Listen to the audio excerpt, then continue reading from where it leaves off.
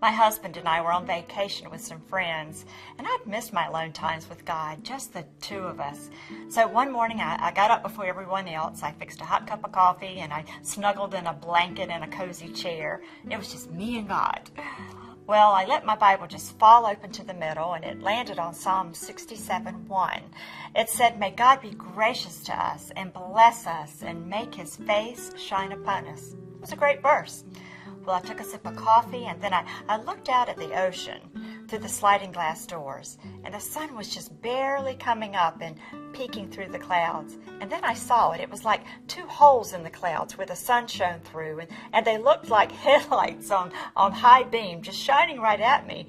Well, I kept watching as the sun kept rising, and then right under the headlights there appeared a little crescent, just a little curved sliver, and the sun shone through, and then right before me I saw it. It was like a giant smiley face, God's face shining on me, just like the verse that I had just read in the psalm.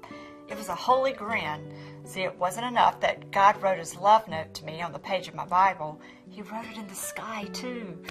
It was a moment of sudden glory. See, while I rose that morning to pursue God, he'd beat me to the punch and reminded me again that he was the one pursuing me. I simply showed up. And you know what? Sometimes that's all we need to do, is to simply show up. Well, months later, I was telling a friend about that precious moment I had with God on that Pacific island. And she said, "You know, things like that never happen to me." And I said, "Oh, yes, they do. You just need to learn how to recognize them." And I believe that with all my heart.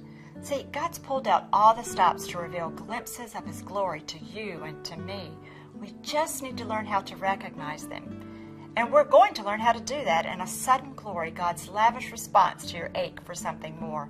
You're going to learn the secret to recognizing God's presence, his pursuit of your heart in all of life.